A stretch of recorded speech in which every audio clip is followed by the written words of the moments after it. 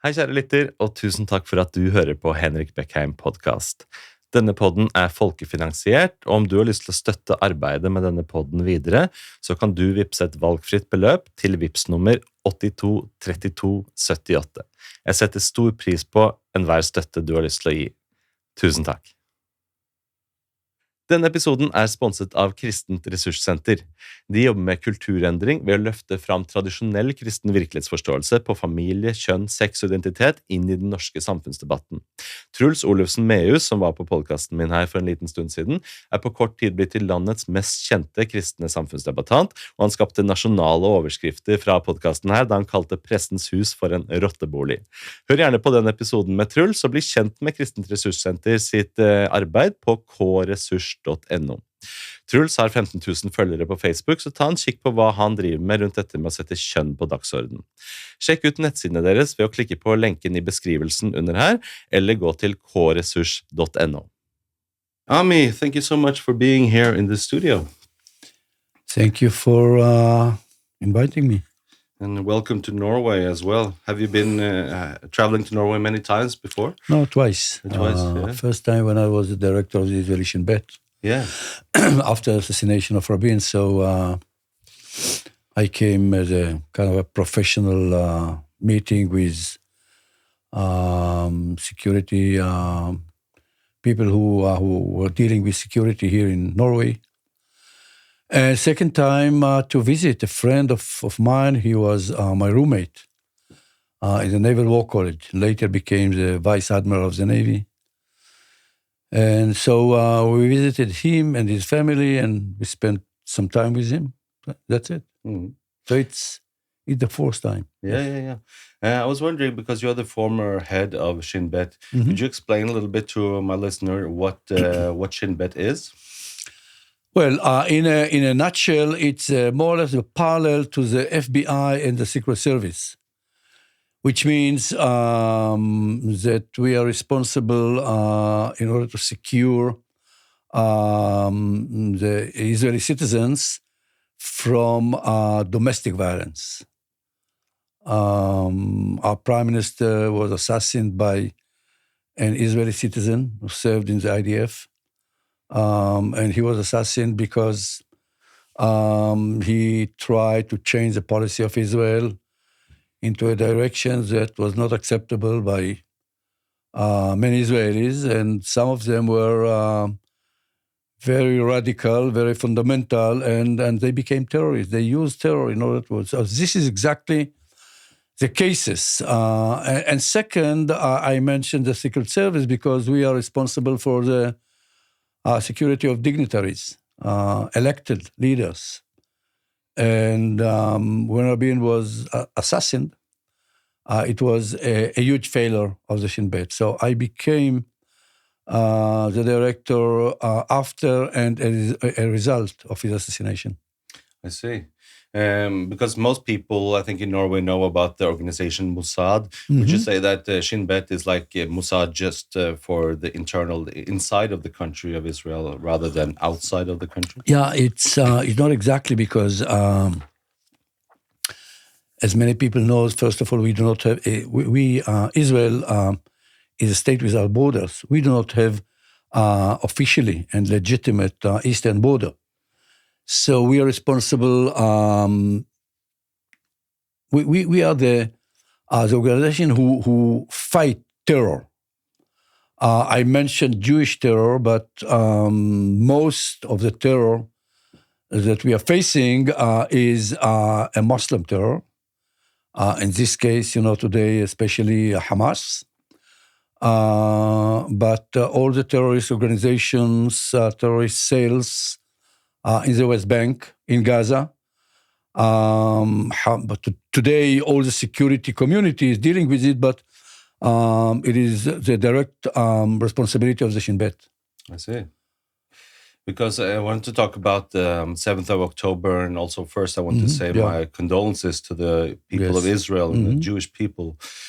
It's such a horrible, terrible massacre. But a question that a lot of people are asking, and I'm sure in Israel also, is how it could happen, right? With Shin Bet and Mossad and everybody, so much surveillance and so much intelligence. Is it a big intelligence failure, do you think? Well, it is a huge failure on 3 dimensions. First of all, the political dimension, the policy that we led, and I'll explain it later. And second, of course, intelligence, conception, misconception, failure. And third, military dimension.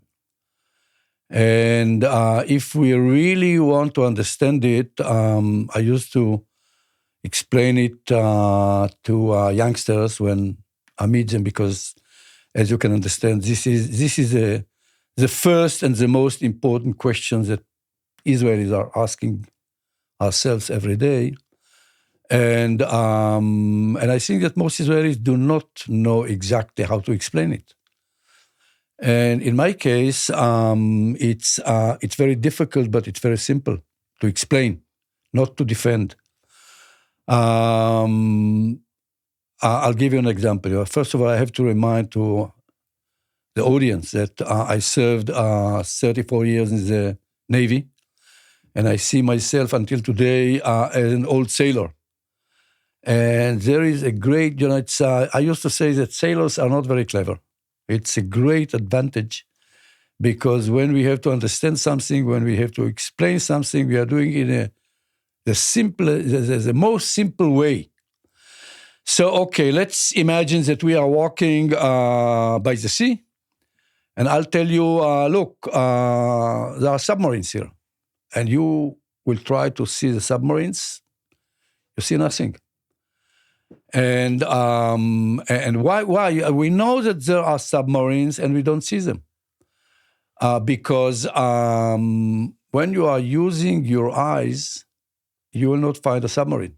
It doesn't penetrate the sea. If even you will use a radar, the frequency is much too high, gigahertz. You will not find it. It doesn't penetrate the sea. So the only way in order to detect, to see that there are submarines, you have to use a totally different sensor, which we call sonar, to transmit in a totally different frequency, which is much, much lower, almost the frequency of the voice, human voice, and then to process all the information through a specific software. And then you will see that there is submarines. There are submarines. Why I'm saying it? Because finally, when we try to look or to understand the reality, we do not really remember, but we are doing it through lens of conceptions, paradigms. And each of us comes from a different culture, a different profession, a different way of life. And most times we get the same details, but we come to totally different conclusions on what the reality means. And this is my explanation. And in order to explain, I mentioned the political dimension. During the last 15 years, our government, with the relations with the Palestinians, our government, not all the Israelis, they came to believe that there is no solution to the Israeli-Palestinian conflict. And we tried everything, and it didn't work. So the idea is not to try to see what mistakes, what are the mistakes that we did, what are the mistakes that they did. They decided that there is no solution, so the only way to deal with it is to manage the conflict, not to try to solve it. During the 90s, what we call here, we can say it Oslo process, we tried to solve the process. So during the last 15 years, I think that the last prime minister who really tried to achieve agreement was Ehud Olmert. Ehud Olmert was removed. And since the moment that Netanyahu took power as a prime minister, This was the policy of all his governments. And but in order to manage the conflict,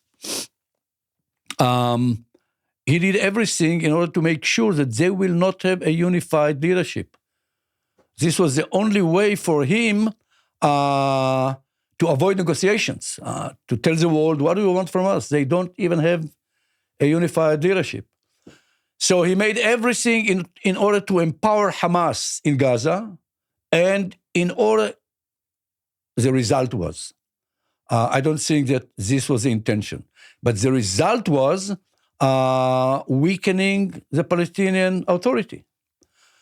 Now, Hamas, who took, control on Gaza by violence, by killing Fatah activists, became every day more and more powerful because Israeli government allowed Qatar to give him money, cash, it's, I think that during the last 10 years, they got more than $1.3 or $4 billion in cash. In addition, in order to avoid humanitarian crisis, our government allowed them to go to work. So they could achieve any information if they decided that this is what they want. And you have to understand how intelligence organizations are working. For example, you are a worker in Israel. Okay, if you want that your family will be safe, you should bring us information. It's not that he is a terrorist, but he wants to make sure that his family will be safe. So, but this was why Hamas survived. But the problem was that Hamas is an ideology, and Hamas never accepted the idea of Palestinian and Israeli states side by side. Hamas is a radical, very, very violent ideology.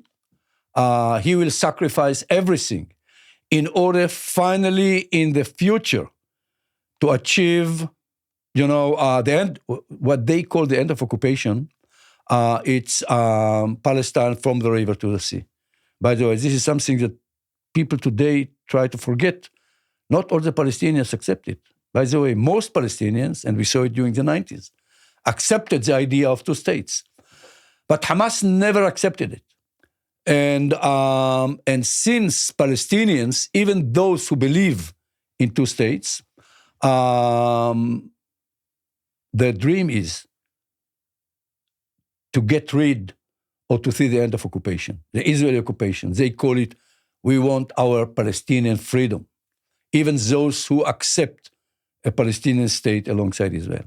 So during these 15 years, they came to believe that even if they do not accept Hamas, future dreams, which means Palestine from the river to the sea, they came to believe that the only way to see the end of occupation is by the use of power, jihad, violent intifada, whatever. And even those people who did not want to send their children to Hamas schools saw Hamas as an organization who fight for their freedom. So Hamas got support every day, and Fatah and Palestinian Authority lost their support within the Palestinian state. So this is the political dimension. On the intelligence dimension, and this was, frankly speaking, a surprise for me. Israeli Shin Bet should know the ideology. This is what they learn. And I have no idea how come they failed to see that Hamas is not deterred. Again, when you try not to solve, but to manage the conflict, you understand that they will not accept our existence, but we shall be able to control the level of flames, the level of violence. And this was nonsense. This was nonsense because we saw it in the polls. After every round of violence, Hamas got more support from the Palestinian street because they were the liberators. So we measured, the number of Hamas activists who died, the number of infrastructure, command centers, communication centers, laboratories that we destroyed, the military aspect of this violence. And we won every battle. And our conclusion was that since they understand that they are going to lose every battle, they will be deterred. They don't want to sacrifice their leadership role in Gaza. It was a huge mistake because they do not measure casualties. They measure the support in the street. And we saw after every round of violence. For example, two and a half years ago, in May, almost 3 years ago, in May 2021, they suffered a huge military defeat.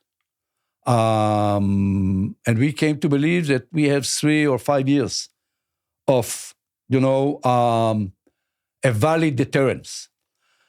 And we didn't understand that they couldn't care less.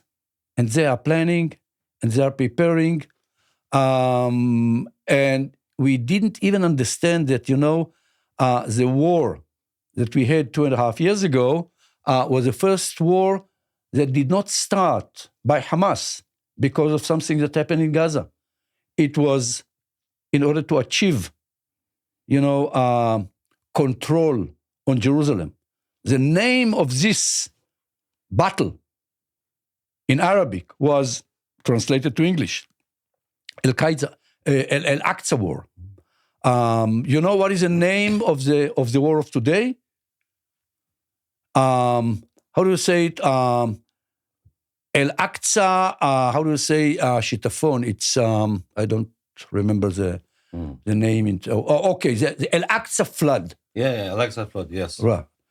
So they are trying to achieve support not only in Gaza and not only within their own communities in the West Bank. And you know what is the tragedy is? Today, 80% of the Palestinians support not the religious ideology, but most of the Palestinians believe that they are the liberators. That Hamas are the liberators. Hamas. And not only among Palestinians, even within the Arab states, Saudi Arabia and Egypt. And they see a Muslim Brotherhood, which Hamas is a branch of. They see them as enemy. They accept Hamas as the most popular organization within the Palestinian people. So, and this is a huge intelligence failure. And of course, the third is a military. A military accepted, again, the concept, the military intelligence, that they are deterred. Because you have to understand, we saw everything. We knew everything. We saw all the documents. We know exactly what they aim. We knew exactly what they try to achieve. We saw the way that they trained themselves with the name of the kibbutzim. And the people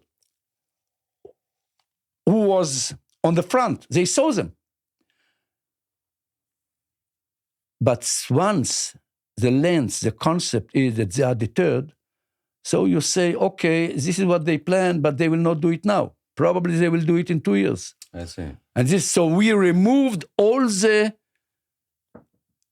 combat units from Gaza to the West Bank, because in the West Bank, terror is rising, and the North, because it was obvious that if something will happen in the West Bank, the North, Hezbollah, will join. So, the surprise of Yahya Sinwar was that between the wall or the fence and the kibbutzim, there was nothing. This was his only surprise. So it's painful. It is very, very easy to explain. It is very, very painful. Do you because think when Go on.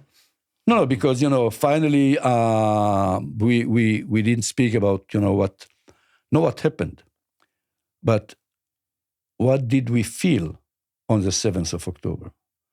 And I don't think that I have the English dictionary in order to explain it, and I'm not sure that even in Hebrew I could. What I can say that I believe that it will take us years to understand what we faced. And I know that Israel will be different after the 7th of October. It will not be the same. And when I say it will not be the same, it will not be the same the way we trust anybody, even our friends. I think that the level of fear which drive in many aspects Jews for I don't know how many years, but Israelis for many years, will be probably the major factor in the way we behave. Do you think Israeli intelligence got too comfortable in their technology, in your level of intelligence, that it was like resting a bit on that comfort, on that self-confidence that could, like a 7th of October could never happen. So we have control, we got control, this will never happen. Like, you're not, if you understand what I'm saying. Yeah, I totally understand. Yes, you are right. But if you ask me whether this was a major factor, no. My answer is no. We have been we are arguing. It's even when I was the director of the Shin Bet, even when I was in the Navy, we had this type of debate. It is a factor, but I think that again, SIGINT, UMINT, the major factor was because look, it is relatively easy to go back into the history and to use only primitive ways to transfer information. Yeah. And this is exactly what they did. Yeah. But again, the major problem was that the assumption that they are deterred. This is the way I understand it. How much do you think Iran had a role to play in giving Hamas like a green light to do this? How much was Iran the major planner of this, and how much does Hamas operate on its own and making its own decisions, do you think? I mean, Iran is getting everything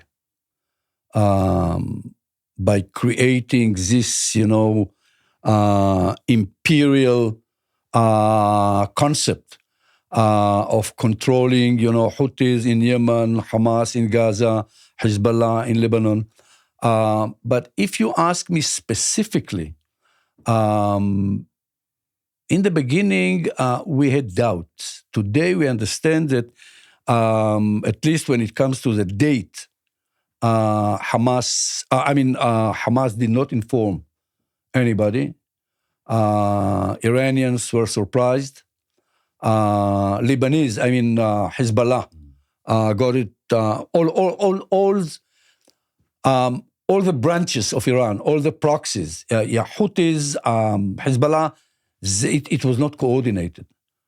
Today we know it. By the way, expectations of Hamas leadership was that they will join because it is a great opportunity. Finally, Israel is, especially after the 10 months of demonstrations in the street, and it was clear that Israelis, we are fighting each other, but it was not coordinated with Iran. If you ask me the role of Iran, first of all, it's the military assistance for years.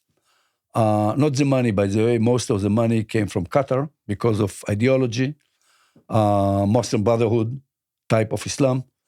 But I think that the military concept was totally Iranian concept, to use asymmetric concept.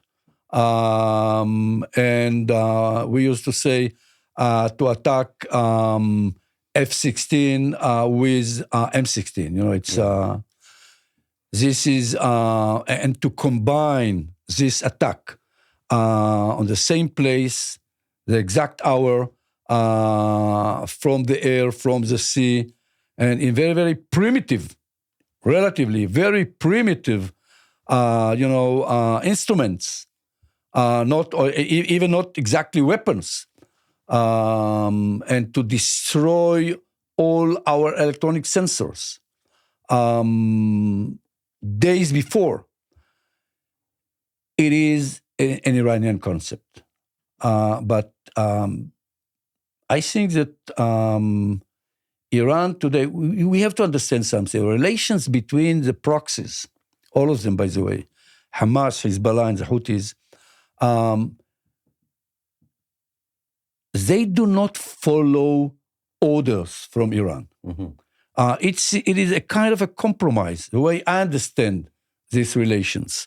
All of them want to see the end of Israel as a Jewish state. The proxies, Houthis, Hezbollah, and Hamas, are organizations, or I'm not sure about the Houthis, but it's a minorities within their states or population. So they have, in addition to their relations and orders that they get from Iran, they have conflicting ideas. For example, I believe, the way I understand Hezbollah has three identities. The first, they see themselves as the defenders, guardians of the Shia community in Lebanon, that for hundreds of years they were minority and they suffered from the other communities, Christian, Sunni, and Druze. So they are the guardians of the Shia community. Second, they see themselves as the liberators of Lebanon from Israeli occupation, because finally those who fought against us were the Shia terrorists, and yes, they were right. Finally we left Lebanon because of the violence that they created. In addition, they are, a proxy of the Shia minority within the Middle East, led by Iran. So if they will think that, what they do for Iran will threaten or will bring to destroy Beirut, they will not, if you ask me, they will not do it.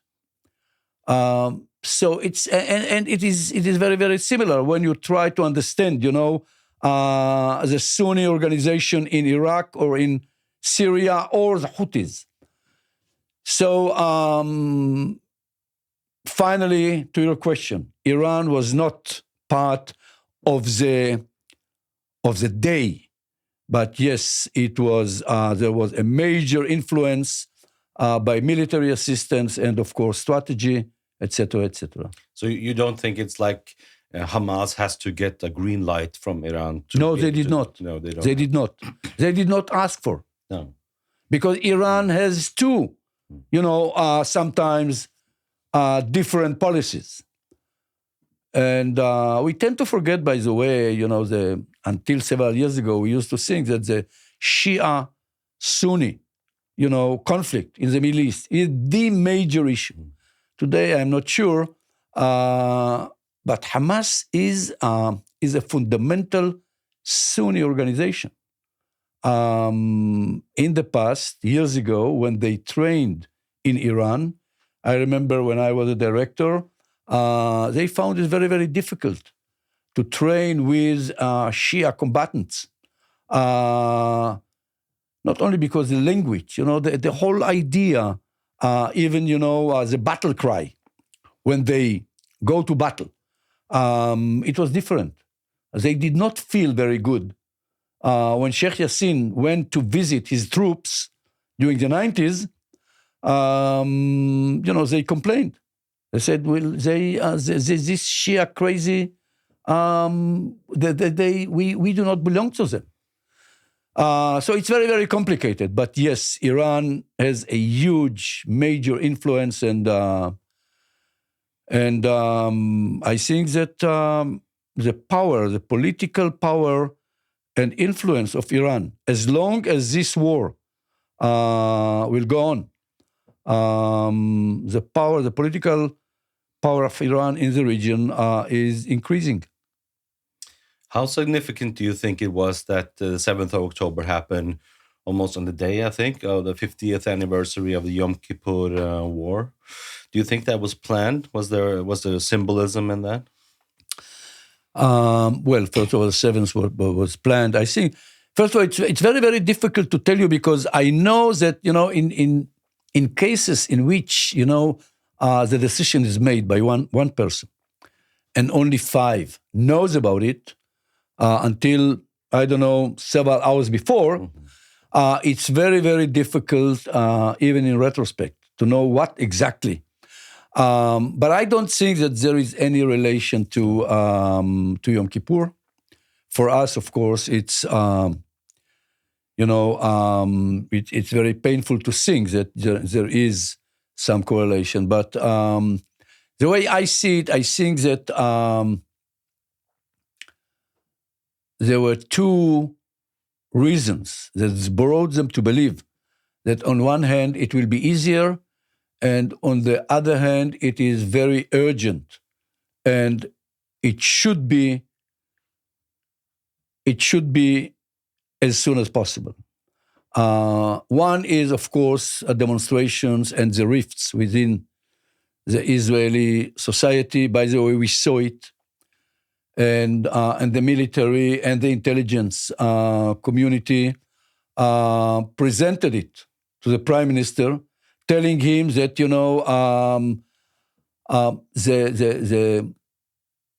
the domestic almost violence between the communities of the Israeli society is perceived as a moment of weakness in the eyes of our enemies, Iran, etc., all of them.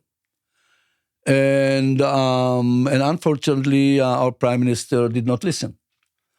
On the other hand, I think that the second major issue, we know it today, we didn't know it then, is the American grand vision for the Middle East, from the Indian Ocean to the Mediterranean, competing, the Chinese strategy, the Belt and the Road, combining the Sunni states from India to the Mediterranean, to one coalition that will face the coalitions led by Iran, etc., etc. What happened when he presented it, it was in India, but it was clear that he's going to create this coalition supported by Europe and America and led in the Middle East by Saudi Arabia, Egypt, Jordan, etc., etc. Palestinians saw it as the last chance. And I'll tell you why. Because Palestinians did not exist. When you try to understand the American perspective, Palestinians disappeared from the map. What Saudi Arabia and America offered to stop settlement construction for 2 years. And I think that if and when it would have been proposed. They know that Bibi Netanyahu will promise but will not keep his promises. He will go on building settlements exactly what he did with the Emirates. He promised to the Emirates with the Abraham Accord to stop, annexation. And our government did not stop. But on the other hand, they perceived it, and Saudis do not want to listen to what I'm telling you now. The Saudi peace plan, or what we call today the Arab peace plan, disappeared.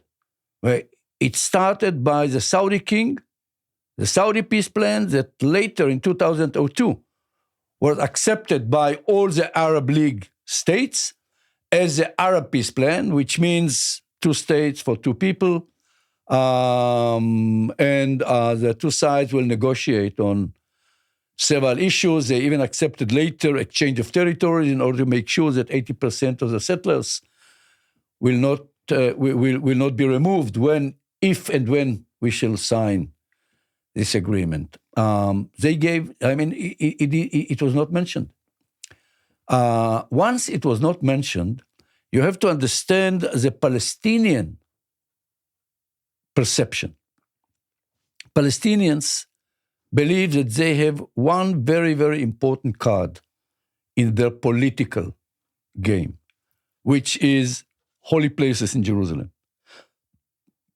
In the negotiations, you see it in Geneva, you see it in Clinton initiative. In the holy places, status quo will be maintained. Status quo will be maintained, it means that Palestinians will be the guardian of Haram al-Sharif for the Muslim people. By the way, today, according to Islam, the king of Jordan, the king of Saudi Arabia, and the king of Morocco are the guardians in the name of Islam. And everything disappeared. So, as I told you before, Al-Aqsa is the card that they are playing, and they understood that if they will not do it now, so they will not have any other chance. I think that this was a major, major factor that brought them to decide, at least on probably the day, I have no idea, but yes, the week, more or less. And that's it. So finally, it's again, the tragedy is that what I'm trying to say now, we did not lose, we did not win the battle on the 7th of October. We paid a huge price, but we still can win the war that started on the 7th of October. And this probably we shall discuss it later. But until now, and I'm not speaking about, results in the battlefield. When we try to understand the concept of victory, battlefield is important, but I know that we had wars in which we won all the battles, but we lost the war. So in this case, I think that we have to understand that the battle on the 7th of October was won by Hamas. We shouldn't lose. We shouldn't lose hope, because I believe that we can win the war. But the winning is because today not only the Palestinians, Arab states, Islam, and the world understand that nothing can be achieved in the region unless we shall put the Palestinian conflict on the table. And this is we see it. We see it by the speeches of all the leaders in Europe. We see it with probably the future American plan. We see it with the interest of the international community. And we see it with the support of many people who know nothing about the Middle East, who know nothing about, the real conflict, who know nothing about, the real dream of Hamas, which is to destroy Israel as a nation, but they support Hamas. You see it here in Oslo. Yeah. I was going to ask you about that. What do you think about Norway's reaction to this after the 7th of October? Look, I'm not too familiar with specifically, events in Oslo. I want to say something that, that is the way I understand the international community, and I believe that many people in Oslo, unfortunately, people who do not understand the Middle East, came to believe in something. We Israelis, we are blamed for the three major tragedies that the West created, which is colonialism, apartheid, and what followed the Holocaust, which is assassination of a people, whatever. It's and I think that the simple fact that we are blamed, people do not understand. If we are blamed in something that they call colonialism, they do not understand the whole concept of Zionism. They do not understand that this is a place in which we were created as a nation. And they do not understand what is the difference between our problems. Yes, we are doing many mistakes, but this is not colonialism. They do not understand apartheid. Yes, again, we are doing many mistakes, but this is not apartheid. And again, there is no intention, and I'm not speaking about some lunatics, Israelis. Some of them are, are ministers today. They do not listen to the orders that our military units get from our commanders. There is no intention to kill innocent people. If you will ask every general, every commander in the Israeli IDF, he will tell you, we do not have a war with the Palestinians. We have a war with Hamas. And we shall do everything in order to avoid killing of innocent people. But when people see so many people dying, they do not care, they do not think. They become very, very emotional. I cannot blame anybody. But if you really want to blame us, you have to study. You have to try to understand.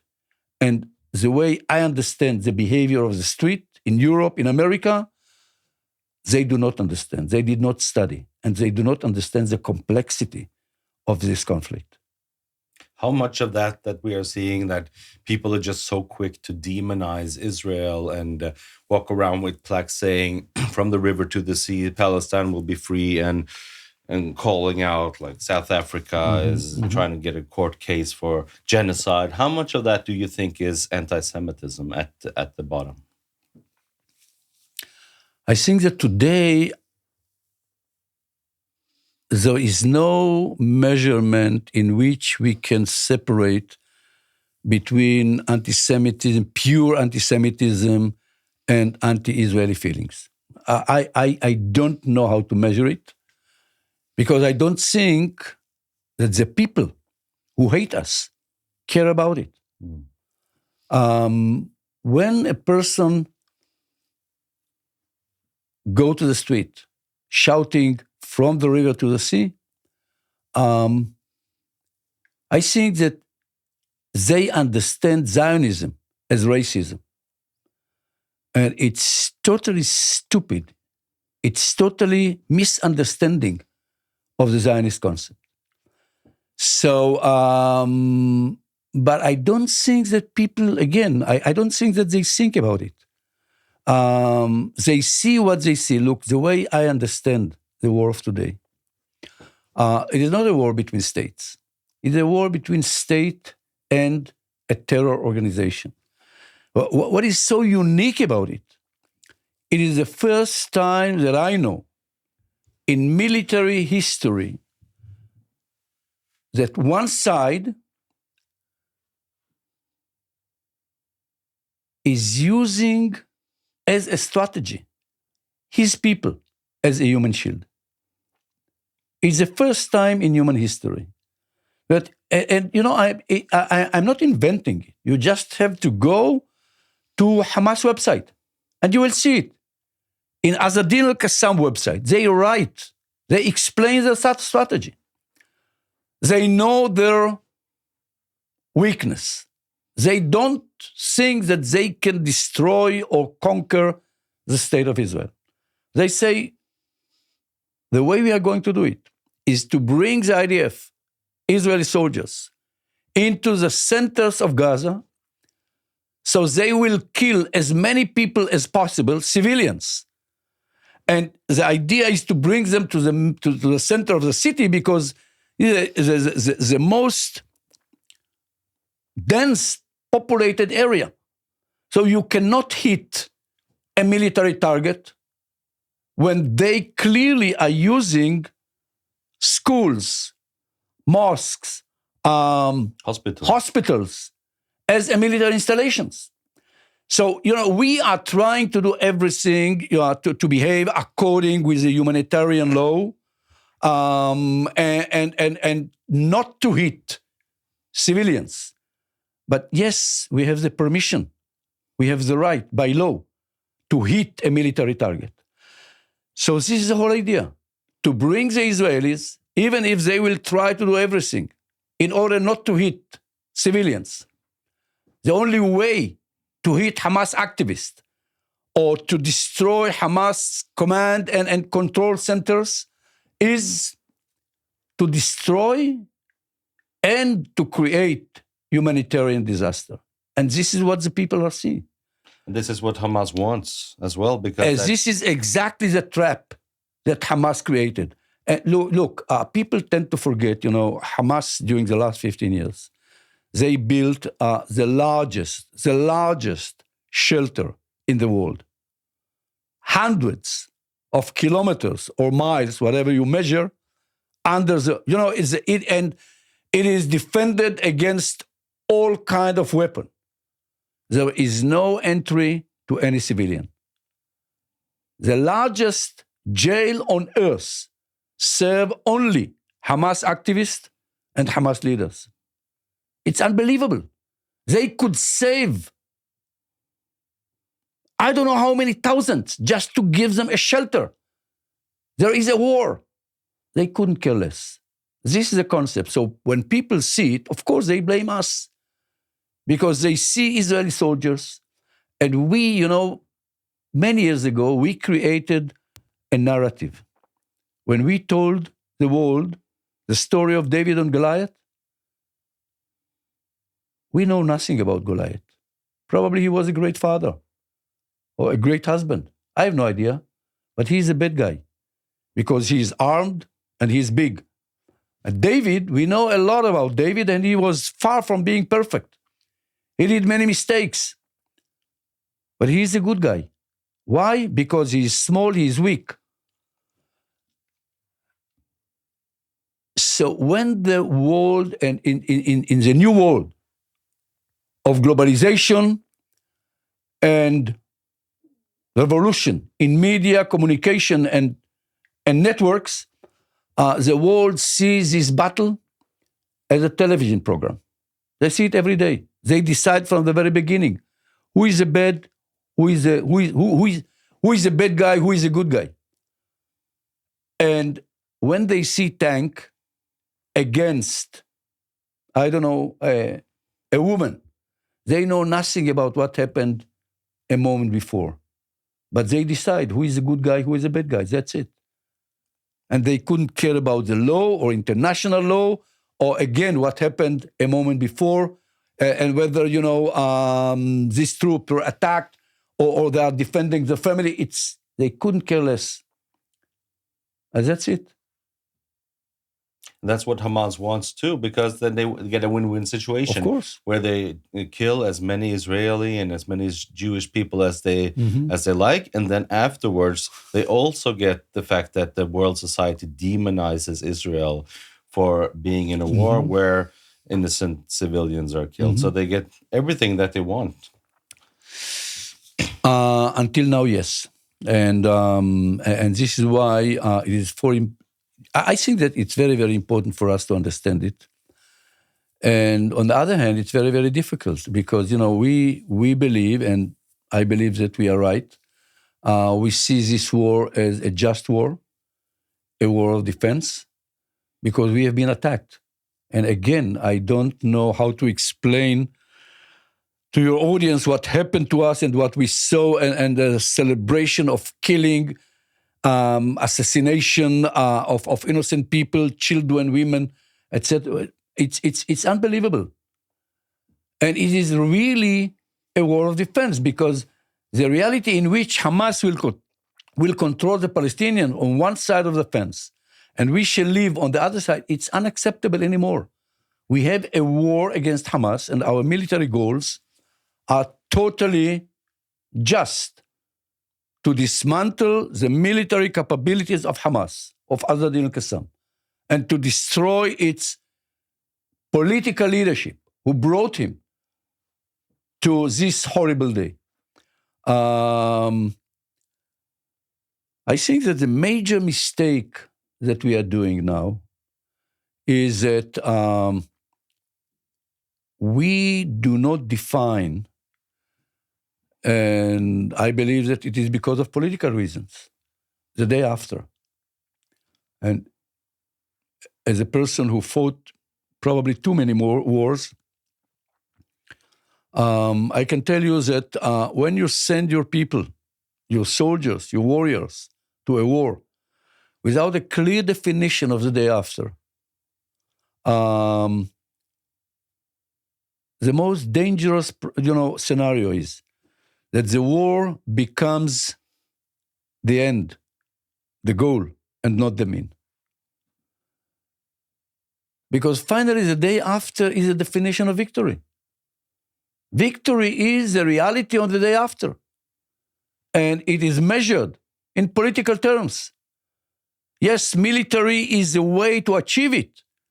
But the day after, the definition of the day after, is a political reality. And we refuse to discuss it because of political reasons. Yes, because we do not agree on the day after. Because if you ask me, the debate, the discussion, the rifts between us on the image of the day after will bring us back to our struggle in the streets on the day before the 7th of October. When we say Israel is a Jewish democracy, what do we mean? We do not agree on our Judaism. We do not agree on our democracy. My Judaism is not racism and Jewish supremacy. But there is a minority in Israel who do not see Judaism the way I see. So I think that this is our mistake. And in a way, this is why I came to Oslo and I'm traveling all over to explain the way I see the day after. And when I said, yes, we did not win the battle on the 7th of October, but we can win the war. And I think that we have to understand, yes, we try to explain to the audience what is Hamas all about. But when we go to fight, to war with Hamas, we have to understand that we are fighting in two dimensions. First is the real world, which is a battlefield. We are killing each other. And we are winning this dimension. We destroyed most, not all, but most of the military capability. But we have to understand that even if we shall kill or arrest all Hamas activists, Hamas as an ideology will not disappear, because this is another dimension. And you cannot destroy an ideology with the use of military power. In order to destroy ideology, the only way is to present a better ideology. So the street will not support Hamas. They will support the better ideology. And also starting with kids and with education, because I've had Itamar Marcus here from Israel, who's from Palestinian Media Watch, and he was talking about the literature and the books that kids are reading in Palestine and in Gaza, where they look at pictures of this is how to kill a Jew, like basically like teaching them, indoctrinating them to hate Jews, hate Israel. And I assume that something has to be done with that somehow. Yes, you are right. But I don't think that we should start with the schools. This is exactly the discussions that I had with Jibril Rajoub during the 90s. And let me tell you something about it. The books that were approved by the European community were much better than the books that they learned during the time, the years, many years, 25 years, in which we controlled their education system. They still use the Jordanian books and the Egyptian books, which are totally anti-Semitic. We have to deal with it, but we have to start with creating a political horizon. Jibril used to tell me, Ami, you are speaking to me about the books in the school. Our children do not get to the schools. They are stopped in military checkpoints. So yes, we shall have to discuss it, but we shall not be able to do it unless we create hope. And the only way to create hope is to present political horizon in which they will see the end of occupation. End of occupation is their dream of a national liberty, a state alongside Israel. So what I should start, this process, not by changing the books. I should start with a declaration that we have a war against Hamas. And Hamas military organization will disappear from the map and from the political map within the Palestinians as a military wing. But the political horizon will be the horizon of two states side by side. Probably it will take 40 years or 20 years because we lost confidence and we shall have to gain confidence in order to go on this way. But we have to start by saying, yes, we accept international decisions, resolutions, and Security Council resolutions, and we shall support two states, and we shall sign with everybody, even if he fought against us, on one condition, that he accepts that this is the future, two states. Since Hamas do not accept it, he will not participate in any of these negotiations. And we have to accept the idea that we have to make peace with enemies. You are not negotiating when you discuss peace with people who never had war with. With all the respect to the Abraham Accord, we never had anything, and they never had anything against us. With all the respect, it's relatively easy to sign peace with, the Emirates. The problem is to sign peace. So the example is the peace with Egypt or the peace with Jordan. And yes, we have to negotiate with people that we fought against them on one condition, that they will accept the vision of two states. And then we shall discuss exactly where is the route of the border and what will be the price that each side will have to pay. But again, it will be measured by the confidence that we are gaining every day. But who do you think should be in control of Palestinian areas in Gaza after all of this is done? Because when Hamas is gone, who should take control? And also, who should be in control of Gaza? Should Israel go in after they left in 2005 and go back in again and control the areas? No, no way. What should happen? I think that it will. We have only three options. One is that Israel will go in and will take care of the security of everything. By the way, I don't think all these people who say that we should stay in order to control the security, but they will control the civil life, etc., economy, etc. It's nonsense. It failed. It is failing every day in the West Bank.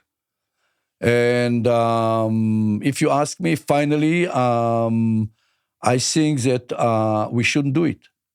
It will be a disaster from the security point of view, and by the way, even from the economic point of view. And second scenario is that, okay, we go out and there is a total chaos, humanitarian disaster and total chaos because they are fighting each other and we shall suffer. And the third option is Palestinian Authority participating in a regional coalition, Arab-speaking language, Arab-speaking states.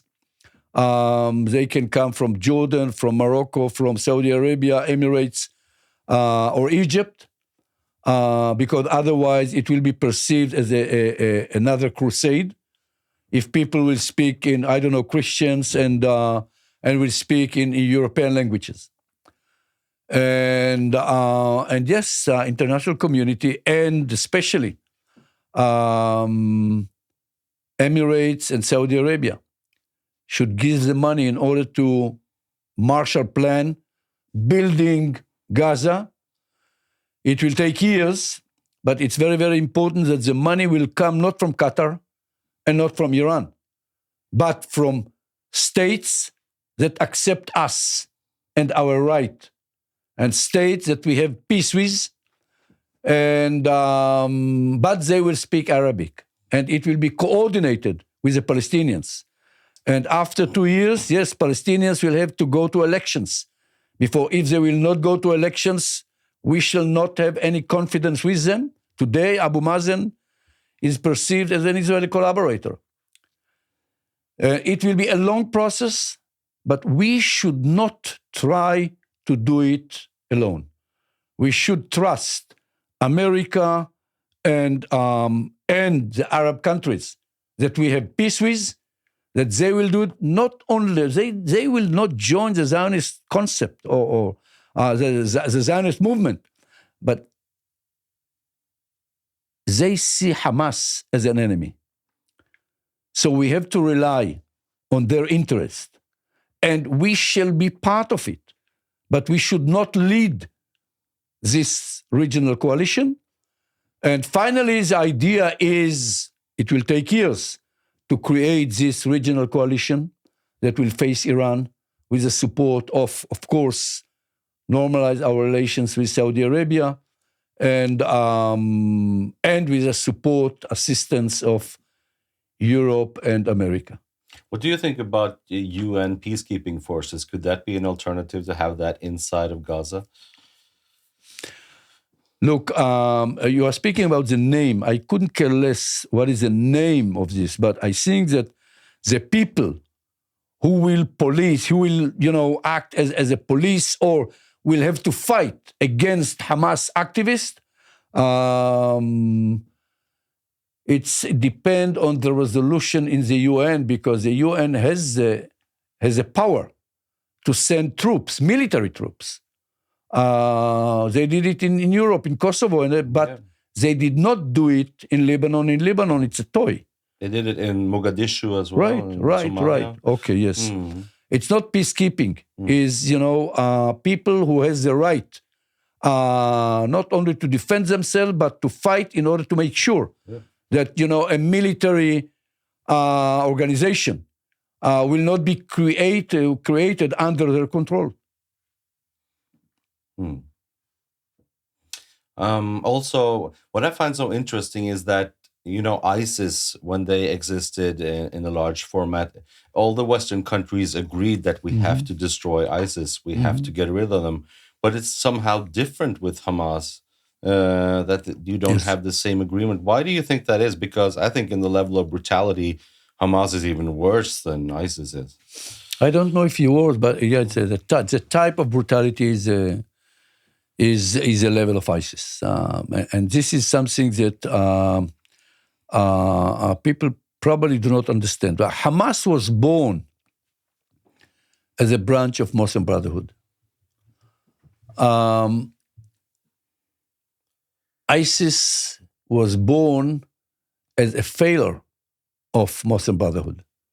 Muslim Brotherhood was founded in the early years, so it's the first half of the 20th century by al-Banna in Egypt. And as a fundamentalist way of Islam. But they did not use violence. Violence was only the last resort. They were based on the support of the street. They used, they call it the dawah, which is the charity, the education. They believe that finally by education, by supporting the society,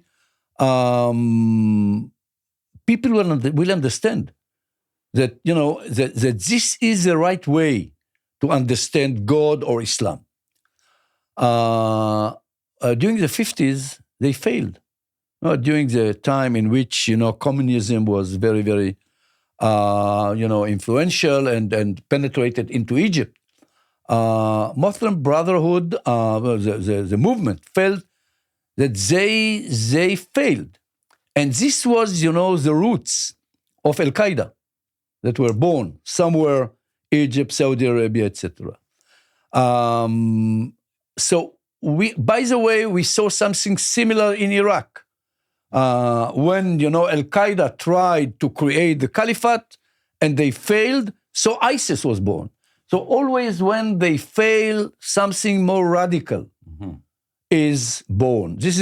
So in a way, the way I explain it, again, probably professionals will find that the way I know, when they fail, something much more radical is created.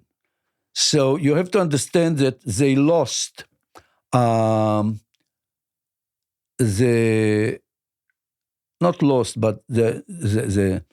religious aspect of Hamas is very, very weak. Since the death of Sheikh Yassin,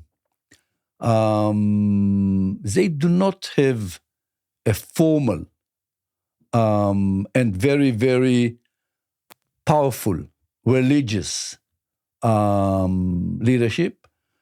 Sheikh Yassin was the last leader. He was the creator, he was the founder of Hamas, but he was the last leader who combined political and religious. In some aspects, even he formed the military strategy. After his death, they are fighting each other. And the domestic branches, which lives in Gaza and in the West Bank, they control, they are close to the scene.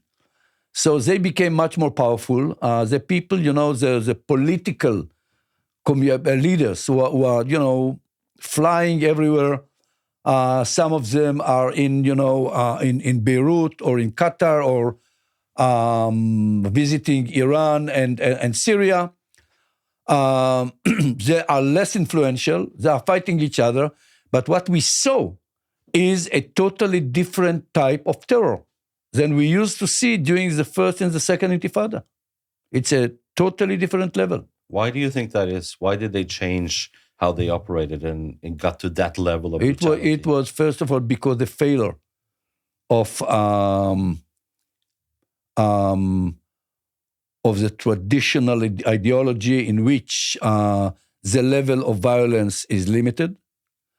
And second, but we saw it, by the way, since the moment that it was a tendency, but we saw it the way they attacked Hamas or Fatah leaders when they took over by power. You have to understand, until then, they had a very clear red line. We shall not kill a Muslim brother. It was the result of, they felt that they won the support of the Palestinian people because they won parliamentarian elections. And then, the traitors who cooperate with Israelis did not let them, to take over. Anyhow, it was a process. We saw it. We could try to understand the level. And, of course, Iranian influence.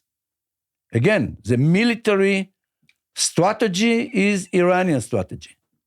But do you think the brutality in itself is a military strategy that Hamas uses to gain something, to be as brutal as possible? I'm not sure, and I'll tell you why. Because I know that, the first day was horrible, and they celebrated the violence. And we understand it now when they published all what they filmed. Immediately, I think that it took them 2 days to understand that it was a huge mistake, because it was obvious that they are going to lose the support of the international community. So they erased many of the pictures from the internet. Well, of course, you cannot do everything, but it was clear that they understood that they did a mistake. So I don't think that it was a formal strategy. But again, I'm not sure that I know enough in order to give you an honest answer. Because it seems like if they wanted to be seen as like some kind of freedom fighters or fighting on behalf of Palestinian people, they would attack soldiers. They would attack Israeli soldiers, be like from soldier to soldier. But they did the opposite of that. They went to women and children and kibbutz. No, it's like the total. I think it took about, I don't know how many days, not many days, 3-4 days, for the leader of the Muslim political party in Israel, Mansour Abbas, to give a speech. And he attacked them. He said, it is against what you did against civilians, what you did against women and children and elderly people. It is totally against Hamas. It is totally against Muslim Brotherhood. You should release immediately all the hostages. So I think that this was a moment in which they understood that they made a mistake. They are losing most of the Israeli Arabs and many major communities within the Islam. I think that, what happened is always, you see, first of all, a kind of a denial. I met Arabs, Muslims, who said, no, it's they didn't do it. All what you are telling that they did, it's a lie. You cannot prove it.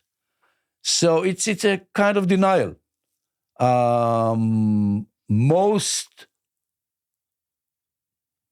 I think that this is a way for many relatively pragmatic Muslims to support Hamas by denying what they did on the 7th of October. That's it. It's an Israeli invention. Do you think that, like we touched upon before, with let's say that when you get to destroy the whole of Hamas militarily, so that they're not there again, they're not there, no one left like of their soldiers. But do you think that it's a problem with the statistic that you mentioned, like 80% of the Palestinians living there are actually supporting what Hamas course. did? What are you going to do? How could you change that? And won't that be still a threat towards Israel and Israeli people, even if Hamas is gone? I was not clear enough. The only way to defeat Hamas, the only way, is to destroy its ideology. And we cannot destroy ideology by the use of military power. Sometimes it is the opposite. Sometimes when you use military power, the ideology goes deeper within the Muslim society. So again, the only way is to present a political horizon, to give hope. And this is in a way what we tried to do during the 90s. We failed because of many, many mistakes that both sides did. The assassination of Rabin is one of them. The speed in which we went on building settlements. But on the other hand, they did many mistakes. They did not control their terror. Even when they fought, it was not enough. Because finally, we expected to have more security, and we suffered more, violence, more terror, etc., etc. So both sides did many mistakes. But instead of trying to understand, both sides, the Middle East were led by the two minorities. The extreme minorities on both sides that did everything in order to destroy Oslo process. And they succeeded. That's it. This was not the intention, not of the Israeli government, and probably not of the Palestinian administration. But finally, we did not understand each other.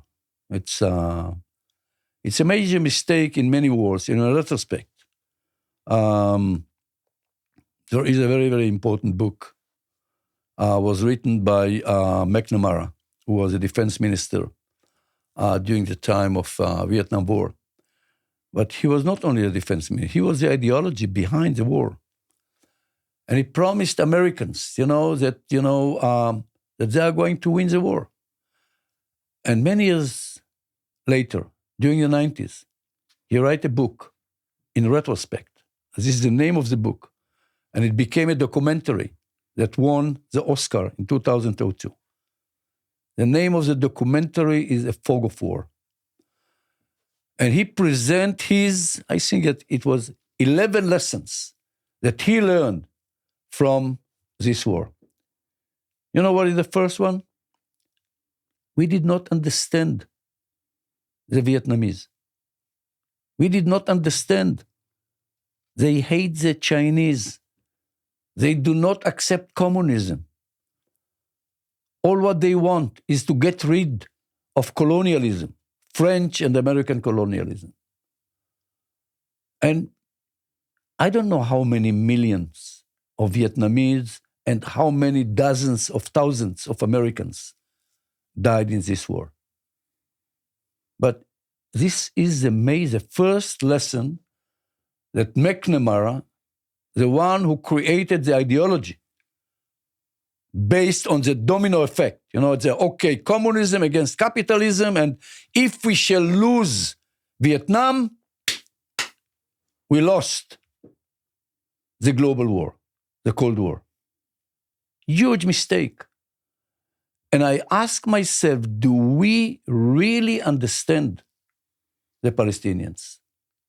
Most Palestinians, and I can tell you because I heard it from the people whom I worked with, fighting against Hamas terror among the Palestinians. They hate Hamas. They see him as an enemy. They used to say, we are fighting in order to create a Palestinian democracy on the other side of the border between Israel and Palestine. And Hamas is fighting in order to create a Palestinian Muslim state ruled by Sharia. We shall never send our children to study or to learn in his schools. They hate the religious theology which Hamas lead. And I ask myself, do we really understand our enemy? And my conclusion is no, we do not. But is there a difference between the people in Palestine who actually support Hamas, like the statistic you were mentioning earlier, 80%, and the people who actually hate Hamas, or do they overlap? They just how do you square those different statistics between? It's very simple. It's very difficult to measure, but you have to understand the conflict between Hamas, the religious movement, and Fatah, the national movement, is based on three issues. One, when you say occupation, what do you mean? Fatah accepted the concept of two states in 1988. It was a long process, but finally it was official in 1988 when they wrote the Declaration of Independence. Well, the one who wrote it under the permission of Arafat was Mahmoud Darwish, the greatest Palestinian poet. And they say, we accept all the UN and the Security Council resolutions. Once I asked Arafat, why do you not accept Israel as a Jewish state? And he said, Ami, I did accepted it. I accepted 181, which is a Jewish state and an Arab Palestinian state. So what do you want from me? So in a way, we have to really try to understand when they say we accept all UN and Security Council resolutions. They accepted later, by the way, signed by Abu Mazen, the Arab Peace Initiative, which again, two states later, even exchange of territory, etc., etc. So Hamas never accepted this resolution. For Hamas, it's from the river to the sea. During the 90s, Oslo was accepted, Oslo meaning two states, by between 75 to 85% of the Palestinians. Second is how to get rid of the occupation, how to achieve national freedom. Fatah, when they joined Oslo, they gave up on the military struggle. Not because they stopped, but they said, okay, this is a new world. It was after, the first, when they went to Madrid, anyhow, it was after the war in Iraq, first war in Iraq. They failed. They understood that they failed. And they said, okay, now the way is diplomacy. And they went to Oslo. Hamas never accepted it. Sheikh Yassin, even during the 90s, said, look, Israelis will never give us a state alongside Israel. And the third one is the future Palestine. Fatah and Palestinian Authority later accepted that it will be a kind of a Palestinian democracy. Their model was something between the way they saw Israel, a Jewish democracy, and the way they saw Turkey before Erdogan. And you just have to read the Palestinian constitution. This is exactly what they expect. The fact that they did not have elections, etc., this is another corruption. I'm not trying to defend that, but this is one of the points of defense. Hamas never accepted democracy. They want the Sharia, the Quran, to be the constitution. So during the 90s, the national concept controlled the Palestinian people. More than 75% supported the three debates and accepted Fatah and Palestinian Authority aspects. Today, they don't want to see Palestine ruled by Sharia. But yes, they say the only way, they say diplomacy failed, and the only language that Israel understands is the language of power. And this is why Hamas is getting power, because he's the only one who is achieving, who sacrifice something for their liberty. But do you have an impression that the ordinary civilian people in Gaza actually approved of and support the horrible atrocities of 7th of October, how they brutally murdered and massacred? Do they celebrate that?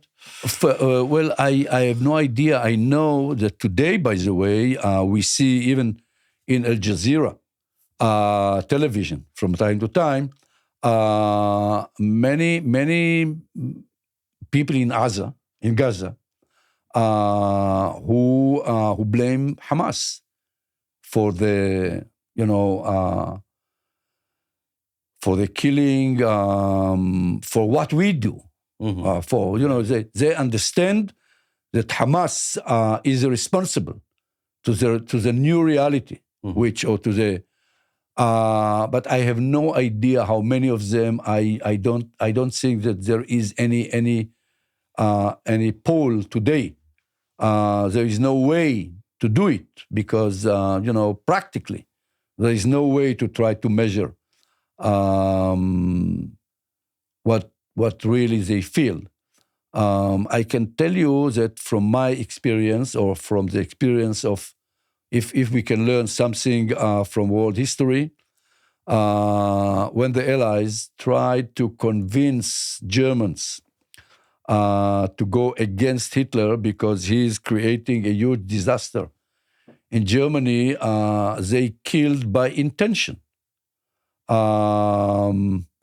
I think it was 470 or 80,000 people, civilians, in Dresden, in some other cities, killing civilians intentionally in order for them to understand what Hitler is doing them, expecting that they will go against Hitler. They achieved the opposite. Most Germans saw the Allies as a major enemy. So the idea of, killing innocent people in order to explain to the society that they have to change their leadership, at least the way I understand history, failed. We did not succeed in Lebanon when we tried to do it. Allies did not succeed during the Second World War, and I don't think that we succeed when we try to do it, if we try to do it. I don't think so, by the way. I don't think that this is the policy. I think that we just did not decide on the day after, and this is a major failure. Also, the Israeli hostages still held in Gaza by Hamas. Yes. Over 200 days now.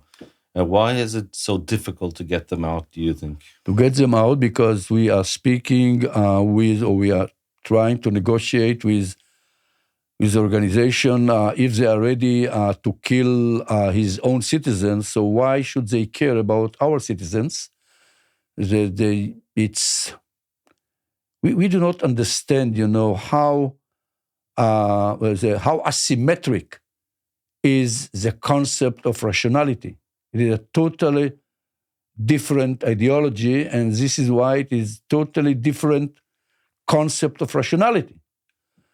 So I think that once we understand it, And this is why I think that we cannot achieve anything more by using our military power in Gaza. I think that we achieved what we can achieve, and again, we destroyed Hamas as a ruling power in Gaza. From now on, all what we shall do, we shall find ourselves, drowning deeper within the swamp of Gaza. And we are creating chaos and humanitarian disaster. And this is not what we want. And I think that we should stop, accept ceasefire, pay all the necessary price in order to get back our hostages, all of them. And this should be the image of victory of this battle. Why do you think? Yeah. I think that, when we try to define victory, we do not understand that victory is never measured by how many people we kill, or not even by what is the size of territory that we control. Victory is measured by how far or close we are to the values in which we believe.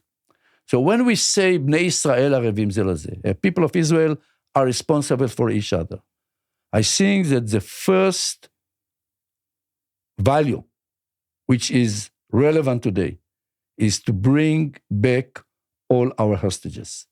And this is the image of victory. And then we shall say, okay, from now on, Hamas will be defeated by the creation of two states, because you have to understand, once Palestinians will believe that they are closer to this reality, they will not support Hamas. They will support any leader who will bring them closer to the reality in which they want to believe, which is two states. And why do I know it? Because this is exactly what Sheikh Yassin said in a very, very unique and very important interview that he gave in 1997. He was asked about it. What is the future? He said, in the future we shall win. Because, we have the belief, etc. Israelis will go on lying. But he said, he was asked, okay, so what you are afraid of?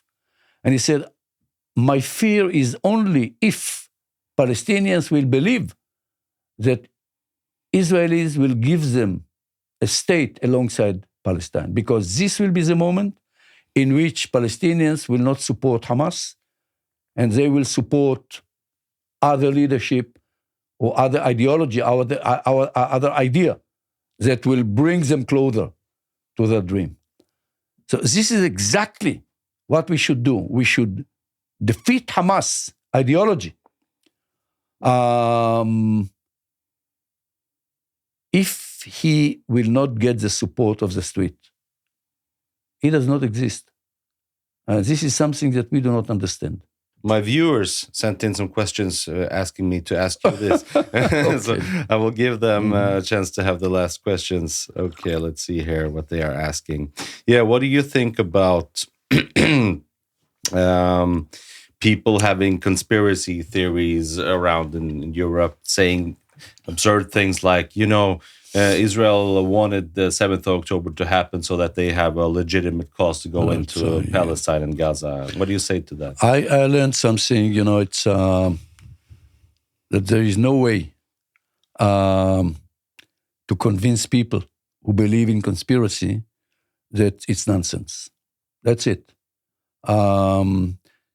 Years ago when I studied in Harvard University, which today I'm not so proud about it, but I graduated Harvard, so I had a very, very clever professor, Professor Herbert Kellman. And he used to say, every time when someone comes to you with a conspiracy theory, don't believe him. Most of what you see is the result of stupidity and coincidence. People do not have the wisdom and the organization capability in order really to create a conspiracy. Well, I think that this is the only answer that I can. It's so nonsense to think that we allowed Hamas to kill 1,200 of our people. You have to be, I don't know. You don't know our history. You don't know the Jewish people. You don't know Jewish story. You don't know anything about us. So I don't know. I can't compete with. Yeah. A final question for you before you have to leave here. Yes. What is your dream for Israel and Palestine going forward from today and in the future? What do you hope to see? Two states, side by side. It is not able. I really believe that it is achievable. And yes, many people tells me, okay, but it's nonsense. We tried everything. You are a small minority. You are naive. I said, no, I'm not naive. If we shall not achieve, look, Zionist ideology that was created during the second half of the 19th century, there were a small minority among the Jews. Most of the Jews stayed in Europe and were assassinated during the Holocaust. And after 54 years, our parents created the state of Israel. So they were not naive, but yes, they were a minority. But they were dreamers who knew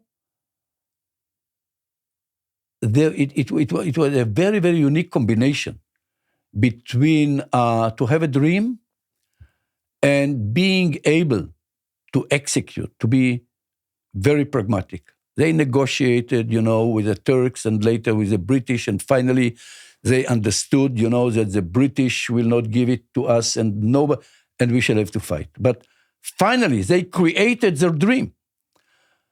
And I believe that if we shall not create reality of two states, Zionism will not exist. We do not understand. From the river to the sea, there are more than 14 million people. We are 7 million Jews. They are 7.1 or 0.2 million Muslims, Palestinians. So if we shall have one state, it will not be a Jewish state, and it will not be a democracy neither. And we shall not have security. We shall not go back to 48. We shall go back to the 30s, when Jews killed Arabs and Arabs killed Jews, and the British mandate was weak, and our leadership did not control our people, and their leadership did not control, sometimes even supported the Arab violence. And this is the end of the Zionist concept, of the Zionist dream. So I think that we understand when we understand, we understand in a time of crisis. And this is why I believe, and I know that it sounds horrible, that, after the Holocaust, we created the State of Israel, and we cannot deny the impact of the Holocaust on our ability to create a state, on the support from the international community for us to build the state. And I think that out of this horrible pain and crisis, there is an opportunity, because we have to listen to the world, to America, to Europe, to all the Arab states and the Muslim world that signed on the Arab Peace Initiative. They accept the reality of two states. And for those people who tell me, okay, but what about the land of Israel? We have to prioritize. If we want to have a state in which we maintain and preserve our identity as a Jewish democracy, the only way to do it is by dividing this piece of land. We have to be majority in our state.